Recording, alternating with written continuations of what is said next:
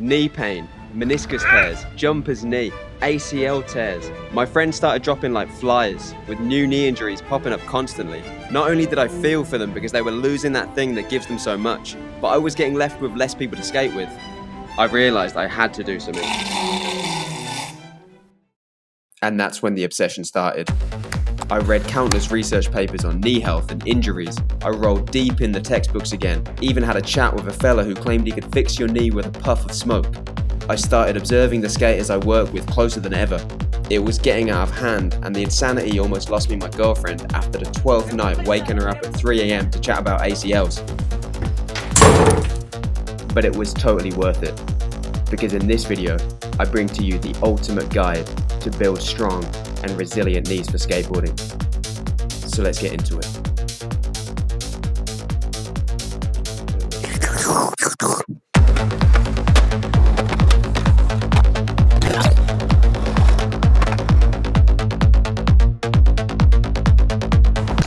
So step one for building healthy knees is realizing that you expect a lot from your knees when you skate. From popping tricks, taking impact from landing, and all the tasty ways we can eat shit. Whether it's falling and rolling, sack of potatoing it, coming to a stop quickly from a drop, running out from a bank, or sacking the ground whilst doing the splits. And even the more subtle movements from things like balancing in manis, grinds, slides, pushing, can get those knobbly things working hard as well. And all of that for sessions that are often as long as a marathon. So the bits in and around your knee supporting all this are a bunch of different muscles, tendons, ligaments, cartilage, and a flappy little shock absorber called the meniscus. Your knee is actually two joints, one that flexes and extends and actually rotates a tiny bit, and this weird little floaty bone on the front you know as the kneecap. Now, even though its main movements are some pretty basic shit, just flexing and extending, getting strong and resilient knees for skating is way more complex than just working those motions. So like we just saw, there's a bunch of different movements we do when we skate, each putting the knee in a different position and applying different forces to the knee. Fuck knows how much force Jaws has been exposed to, but the guys at Soltech who used to make S, America, and Etnies did some research back in the days where they put a force plate at the bottom of a 9-stair and measured the impact forces of the skaters jumping down it, and they measured forces as much as 17 times the body weight of the skaters jumping down it. So we know it's a massive amount. But even for those of us that don't jump off buildings, the lower forces from skating things like flat and ledges can accumulate too. And actually, one of the skaters that I coached the other day literally told me that he filmed his whole session and counted as many as 1,000 trick attempts in that one session. Now all that impact has to be bad, right? And that's why so many skaters' knees hurt. Well, yes and no. So first off, force doesn't affect all of us the same. You see, your whole body is connected and moves as one piece. If a certain bit of the chain lacks mobility or is weak or unstable, then your ability to handle force and move well is going to change. Now fuck's sake, I'm going to have to park to show this. So lack of mobility at the ankle or instability and weakness at the foot or the hip can cause compensations up or down the chain in places like the knee. This can lead to excessive stress in places that you don't want it, which can cause injuries or wear and tear damage to things like the tendons and the ligaments. So things like this totally change how impact and the intensity of skating affects your body. But even if you were to move absolutely perfect, impact being bad for your knees is still a common misconception, and not only in the skate world. Yes, it is true that every one of us has a limit to how much impact we can handle and recover from, and passing these limits is going to be when pain and injury kick off. Whether it's from one massive amount of force causing something like an ACL tear, or smaller repeated ones over time without enough recovery causing wear and tear like patellar tendinopathies or cartilage damage. What is inherently bad for your knees though is actually the complete opposite, not skating and not using them at all. And we know this from research comparing people that stayed active their whole life versus ones that didn't. Why? Well, you lose what you don't use, but using your body through, say, skating is going to cause it to adapt and grow stronger and more resilient. So the next time you go around and do those things, they're going to cause less strain on the system. So take Hans, a 45-year-old sedentary office worker that e-scoots to work when it's dry but doesn't skate. If you made him jump down a 12-stair, well, he's likely going to eat absolute shit and blow out his knee. But a skater who regularly skates gaps can jump down that same set many times and wake up the next day as if nothing's happened. Or what about that other classic kind of skater that used to skate all the time, but now their partner makes them go to shitty social events and they only get to skate like once every 2 weeks. Well, these weekend warriors often develop knee problems, whereas other skaters who might go skate 3 times a week, 2 hours each session, don't, and they feel absolutely fine. Now, it's not that these skaters were just born better able to handle concrete. No, they've built their resilience by exposing their bodies to impact and all of the different forces and movements they do when they skate. So there's a knee health impact spectrum with couch potato on one side and jaws on the other side. And that sweet spot for healthy knees is going to be somewhere in the middle.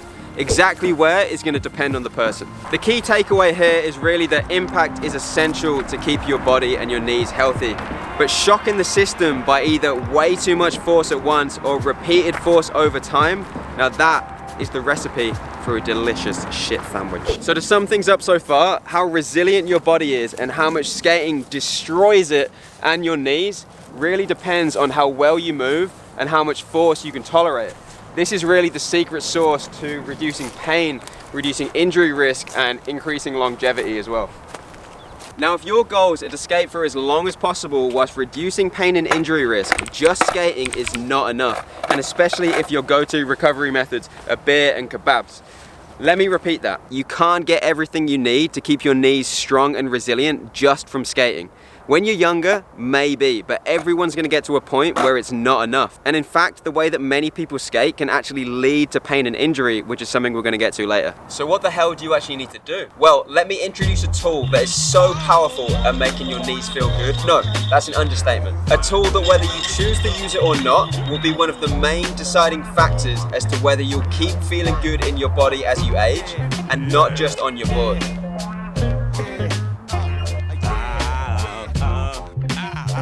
It's resistance training. So combining exercises that take into consideration the movement and forces we do when we skate, especially the ones that put us at risk of pain and injury, and combine that with the decades of research on knee health, we can start to put together a pretty solid program that's going to get your knees nice and healthy and resilient for skating. We're going to activate that ninja mode in your knees with this stuff. Now, before we get to the details, I do have to say that the purpose of this video is prevention and education. It isn't designed to heal or treat any kind of chronic pain or injuries that you might have. So if that's your situation, then I would 100% recommend that you go visit a physio or sports medicine doctor to get some specific personalized information for you. So it's been shown in research on other sports that 72 to 95% of ACL tears occur when people are landing from a jump, rapidly coming to a stop or changing direction, and a bunch of other pain or injuries occur in similar situations too. Now obviously these movements occur all the time when we skate. We're constantly jumping, when we're bailing, all of the different things that we do involve those things. Now don't let that scare you, because these movements aren't inherently bad and they're always going to be a part of skating. But there are certain things that are going to even make them more or less risky. Now, one of them is your ability to absorb impact. So get up, you big greasy slob. We're going to do a little test right now. So you need to find something like a bench, a chair, something that you can jump off, and we're going to film ourselves doing this. So get your phone out, whack it on the ground so you can see your full body. Just going to chuck him down. And what we're going to do is a double leg jump, standing off and literally just stepping down off like that, and then we're going to do single leg ones, so one on the left and we're going to do one on the right as well. And then later in the video we're going to come back and review these. So a lot of the skaters I've worked with, when they first came to me, couldn't effectively absorb impact, and even some of the biggest pros in the game don't. Like Chris Joslin, for example, lands stiff-legged a lot of the time, whereas Reynolds, you can tell he absorbs impact so well with those real deep squatted landings that he does. Now the thing is, those rigid landings send way more energy and force through all parts of your knee, whereas those soft ninja-style landings evenly distribute it throughout your body, reducing the sudden blow of force to places where you don't want it, like the ACL. So imagine you driving in a car and you suddenly slam the brakes on to avoid running over a badger, versus slowly decelerating and coming to a stop at some traffic lights. How do each of those feel? Well, obviously, slowly decelerating is going to feel way smoother, whereas slamming the brakes on is going to jerk you forwards, and your mate sitting in the back eating a sandwich is going to squish it between the seat in front of him and his face, getting sandwich everywhere. That actually happened to my mate when I crashed my car when I was 18. He was sitting in the back. apologies to you. Anyway, it's the same with your body. Landing rigid is like slamming the brakes on, whereas letting those joints flex allows you to decelerate slower, evenly distributing that force throughout your body. And the more you do that, the happier your knees are going to be, and even your chances of rolling away from higher impact tricks is going to go up. Now, I would even put money on Reynolds' ability to absorb force so well being one of the reasons why he's aged so well. That doesn't mean that we always have to land super deep squatted like he does. Even he doesn't land real deep squatted a lot of the times. But considering how many times you jump in a session and how high the forces can be, you likely want to try and reduce those stiff-legged landings as much as you can and aim for more flex landings. So to do that, you need to build a solid foundation of mobility, stability, strength, and control to absorb force well with a combination of exercises that target all the key joints involved, like the ankles, the knees, the hips, and the back, and along with exercises called plyometrics that target your ability to absorb and use elastic energy, things like pogos and split squat jumps. And building this solid foundation so your body can handle the stress and abuse of skating is the basis of training. Now, there's also a huge skill component to landing and absorbing force as well, which is where we really put our mobility and strength to use, and which you can train with actual jump exercises, from box jumps to bounds to snap downs. And when you're working on this skill, you really want to try and land as soft and quiet as possible, thinking landing like a ninja trying to sneak into somewhere. He can't be seen, he can't be heard. You've got to land like real silent and soft, and trying to search for that feeling when you're doing these different exercises is just going to make you naturally absorb the force better, as opposed to thinking about it like flexing my ankle 12 degrees, the knee 45 degrees, and the hip externally rotated 13 degrees. Just going to get you to feel into it way more, which will carry over better to your skating. And finally, you should probably practice the skill of landing on your board as well. And you can do that when you're, say, skating flat or just rolling off a little ledge or skating down gaps, and really try and search for that soft ninja style landing again. The key to all this is if it feels hard, feels rigid, it probably was. So Carlos Heredero is the living definition of stability and reactivity. The way he holds the longest slides, the longest grinds, and like barely even moves his body is insane in comparison to a complete beginner who's wobbling all over the place, just pushing down the street. So elite stability and reactivity like his doesn't just get him skating better, but it also gives him a level of protection from injury as well. How? Well, every time you move, your body is interacting with the environment and all of the forces that are everywhere to keep yourself balanced and stable. So as I almost fell down the bank then, my body protected me from it. And these outside forces are everywhere, from, you know, cracks in the ground to a sticky patch of the ledge to like the change in the actual angle of the ground like this. My body has to correct and restabilize. And the same for inside your body as well. Like if I'm holding a slide, maybe my body weight goes a bit to that side and I've got to correct by sending it over here like that. Maybe my arms are swinging, that are sending me off balance. And thousands of times a second, your body's reacting to all of these forces by contracting muscles, changing joint positions to actually keep you stable. There's really no time for thinking with all of this. It's an ultra fast feedback loop, largely out of your conscious control. So stability is all about being able to react, to change, to actually stay balanced and move how you want. But it also helps you tolerate and create more force in general and reduce offloading a load of force to parts of the body that weren't necessarily built for it. So the slower your body reacts to control movement and the more unstable you are, the more the chance of pain and injury is going to increase. So we've all seen those really wobbly looking skaters that just look like they're going to eat shit at any moment of the day. But one place where instability shows up visibly in skating as well is the actual knee going in like this, called knee valgus, which is often associated with something going on at the foot or the hip, maybe some instability, maybe some lack of strength. So this can happen when pushing down the street, stabilizing in manis and slides, but also bailing and jumping down gaps. This pattern's been associated with general knee pain, but also chronic issues like jumper's knee, patella tendinopathies. In fact, those single leg, stiff-legged landings with the knee going in like that is a pattern that's been identified in a lot of different ACL tears. Now that said, don't think that knee going in is always a problem and it's going to guarantee injury, especially if you don't have pain and you don't usually land with just a stiff leg in general. It happens to many skaters when they land squatted, and on top of that, deep landings and valgus aren't a pattern for ACL tears. In fact, your knees going into a certain degree can actually help you create more power to pop tricks or create more space to absorb force with those deep landings. Ultimately, in a huge number of situations, knee valgus is totally natural. But if it's excessive and there's a clear compensation, I think it's something we want to try and minimize as we just work on improving our movement in general. All right, so let's go back to the video that you filmed, although you probably didn't film it earlier, of your landing, and let's see what happened. Did your knees go in excessively? Did you land stiff? Movements like that knee valgus off the board often just improve by becoming more aware of it and getting education around better landing patterns. So it is important to film yourself, analyze your technique, and try and improve it, because just that education and awareness of it can help you reduce injury risk. And this is one thing that I do with the skaters that I coach, is actually work on helping them improve their landing patterns. So on top of that, you'll see stability improvements from just general training, but you do want to get specific as well, focusing on strength and endurance throughout the full body, from the foot, lateral hip muscles, the core, with classics like planks, carries, and single leg balance exercises. And we also need to hit that dynamic stability too, with things like bounds, hops, and some other bits we'll get into in the next section. So variety in the way that you skate, train, and fall is essential for really drilling in those Carlos Roberto feedback loops, so you can just react and stabilize yourself in so many different positions. Skating is so unpredictable, falling so unpredictable, injuries are so unpredictable. So the more variety of movements and forces that you can handle, the more resilient you're going to be in general. Which brings up a really important topic, which is the way that most skaters skate, which is in primarily one stance. Now, I've done a video going into this in way more detail, so I'm just going to quickly cover it now. But when we skate, each side of our body is doing completely different things. Like if I'm standing and pushing down the street, this leg's supporting and stabilizing myself, and this leg's moving. If I'm popping tricks, this leg is snapping down and this leg's just floating up. So each side of our bodies are doing completely different things.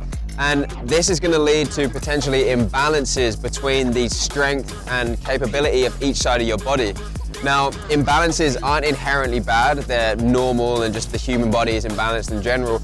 But if they're excessive and you don't have the strength and function in each side of your body to handle what you do when you skate, that's when problems kick off. So if you always skate in one stance, you might fall always in one way, but because skating is so unpredictable, you don't know when you're gonna fall on the other side. And if that side can't handle it, you never know what's gonna happen. And this is where training can really fill in the gaps, because if we're working with those single leg exercises, you can really build up that function of each side of your body so it can handle the stresses of skating even more. And of course, skate more switch too. Right, yeah. Now, there's another essential player when it comes down to building those strong, resilient skate knees that we haven't chatted about yet. Quadriceps! Yeah, you need strong quads for skating, but we're gonna get that from skating and also specific exercises like the split squats and knee extension exercises too. But too much strength and activation in the quads is actually more of a common problem for athletes than weakness of the quads, and it can cause more harm than good. So this essential player that I'm talking about are the muscles down the back of your body. Calves, hamstrings, glutes, and the back muscles, what's called your posterior chain. This is involved in everything from landing tricks to bails, and it's really at play with everything that we're going to be doing when we're skating. Now, you might be sitting there thinking, I have a posterior chain, as you feel reunited with a long lost brother. Well, yes you do, mate, and you better start giving it more attention if you want healthy knees. So you can think of it as your body's braking system. Like a parachute, it's primarily the activation of these muscles that slow you down as you land, decelerate, and change direction. So one of the actions of the quads is to actually extend the knee like this, whereas the hamstrings does the opposite, flexing the knee, bringing it back like that. Now when we land in that flex position, so hopefully the hamstrings have kind of worked to pull us into this. But if we've got overactivation in that quad, it's going to try and extend that leg, like forcing us into a stiffer leg landing. Another thing that the quads want to do is actually pull that shin forwards relative to the knee and the rest of the leg, which is another pattern that's been associated with those ACL tears, whereas the hamstrings want to do the opposite. They actually want to pull that shin backwards, and that's going to reduce the load that's placed on the ACL, giving you a protective effect. So we really want to go hard on that posterior chain with different exercises to build strength and control. We want to train lengthening of each muscle group under control. Imagine during this calf raise, the muscles around the calf are lengthening as I control the motion. And here my hamstrings are lengthening as I roll out with the board. And same goes for exercises like rows, where now we're training that lengthening of the muscles in the back. So not too long ago, this local skate shop put on this speed event where you had to try and tank it around this course as fast as possible. And a couple of the guys actually ended up with hamstring strains after it. So these guys skate all the time, but it was just an intensity that was beyond what they were used to. So that supports the point that I was saying earlier about how you don't want to just randomly spike intensity, but it also brings up a really important point that most injuries, almost all injuries, occur at really fast speeds, and we're talking literally milliseconds here. So we want to combine that traditional slow lengthening style training with also fast training as well that's going to protect us in those high speed situations. So a lot of these jump style exercises I've shown so far are going to work on this, but we also want to hit deceleration a bit more specifically with a bunch of different movements where we're rapidly coming to a stop, changing direction, even sprinting. Like when we skate, you know, and you run onto your board to like throw down and jump down some stair set or some handrail or whatever, you sprint a lot of the times onto your board. And it's often these kinds of sessions that leave you like the most destroyed the next day. So by hitting all of these different exercises, not only in terms of movements, but also in terms of speeds and therefore the forces involved, we're going to give ourselves just a massive protective effect against all of the shit that skating throws at our body. And we're also going to end up just skating even better. Like that's something that I haven't really even spoken about too much in this video, is actually skating better. We've focused more on just kind of giving your body that resilience and protective effect. But all of this shit is going to help you actually skate better as well.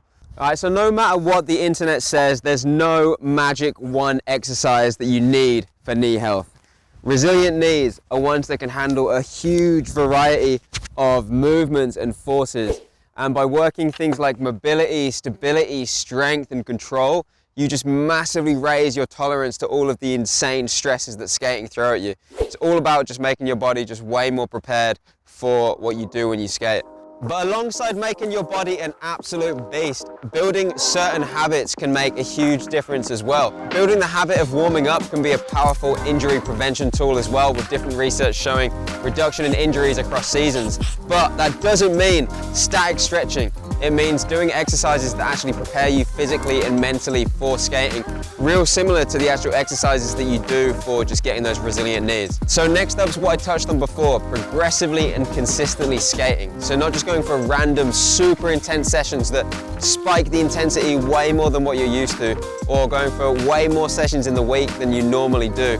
Being gradual with progression, and the same goes for training as well, especially if you're new to it. And finally, increasing your tolerance to absolutely everything by focusing on things like nutrition, sleep, and just not stressing so damn much. It's going to make a huge difference to just how your body recovers and adapts to skating and training. All right, so to sum everything up so far, the skaters that are like, just skate bruh, scientifically speaking, are full of shit.